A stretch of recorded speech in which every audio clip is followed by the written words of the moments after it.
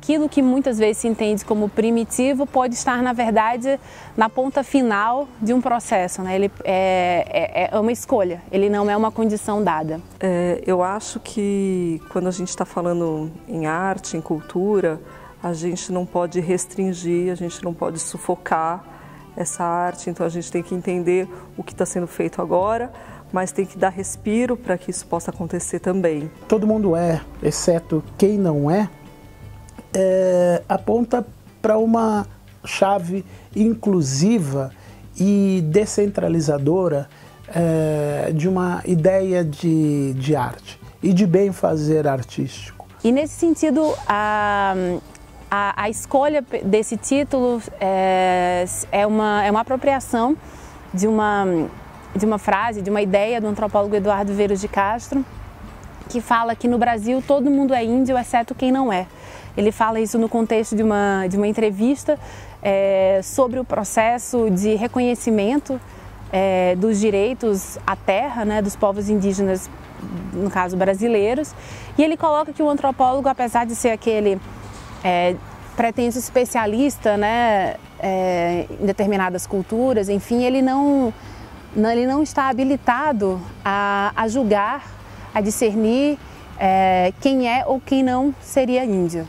Então, quanto menos limitantes, né, quanto menos limitadores acontecerem, acho que é melhor. E um pouco é isso que a gente está tentando tirar o rótulo Naif, está tentando tirar desse único local para que ela possa se repensar, para que ela possa se reapresentar. É uma proposição que, na minha opinião, é transgressora, mas que, ao mesmo tempo, na sua transgressividade, é muito justa, porque consagra a arte popular, ou a arte dita naif, num lugar justo. Ela pretende consagrar essas manifestações, como valorizar essas manifestações a partir daquilo que elas são.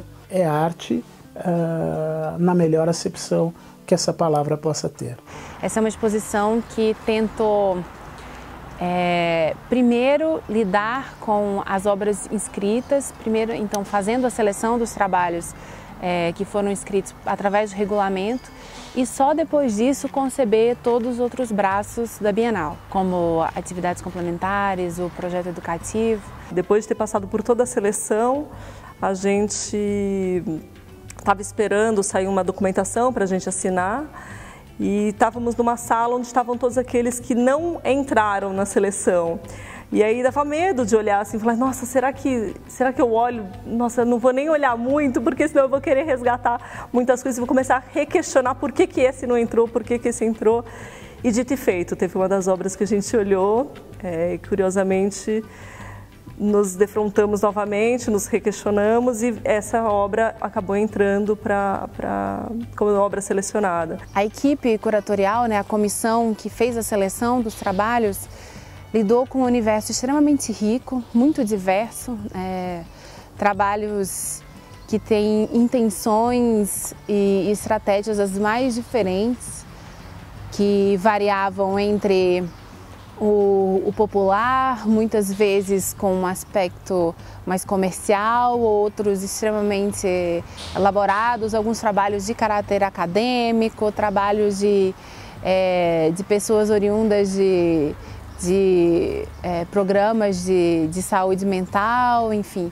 Uma Bienal que, na medida do possível, tenta englobar artistas de todas as regiões do país, e foi essa diversidade que nos impulsionou a pensar uma seleção igualmente plural, que privilegiou artistas menos conhecidos. Então não é uma Bienal de nomes já muito reconhecidos e esperados do universo, né, dito naif, mas que traz, como toda Bienal faz, né, fomenta a produção de jovens artistas, ou às vezes não jovens, mas artistas cuja produção a gente ainda não tem tanto acesso. A Clarissa Diniz, a nossa curadora,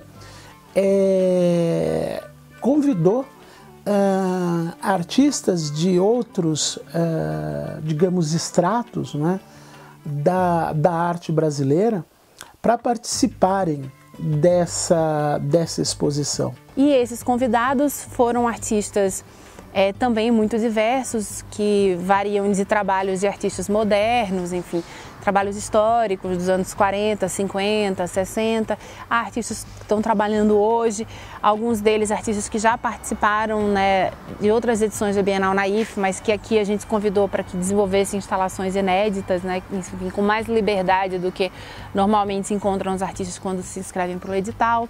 Outros artistas de contextos de arte popular, artistas de performance cujo campo é mais a rua do que o universo institucional da arte. E ela o fez por entender que o diálogo desses artistas vai iluminar o entendimento que nós podemos ter dessa produção. O que faz com que a gente tenha desde Ney Matogrosso, a Flávia de Carvalho, a Lamonier, Oderaldo, Índio, enfim, uma série de artistas que não conformam uma unidade e longe disso também conformam uma ideia de identidade ou de especificidade comum ao universo do que se poderia esperar ou se dizer como naif. Pertinente ao projeto está a construção de uma biblioteca de referência sobre o assunto na unidade de Piracicaba do SESC. Essa biblioteca de referência vai sendo construída paulatinamente, mas ela já estará à disposição dos visitantes e dos pesquisadores que se sentirem instados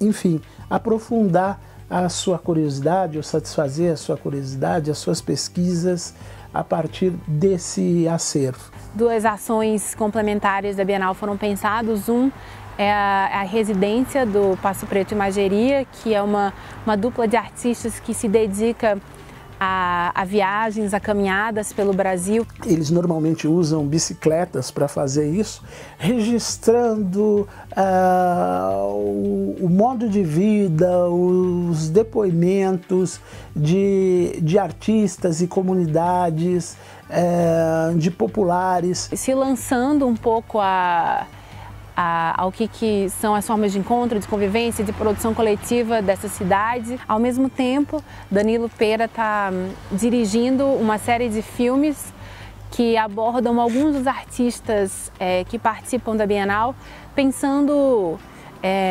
principalmente na questão negra e indígena, né, que são duas potências políticas e sociais que afloraram a partir dos trabalhos inscritos e que são problemáticas que a Bienal também entende que é seu papel provocar, né, como questões que precisam ser constantemente discutidas hoje e sempre.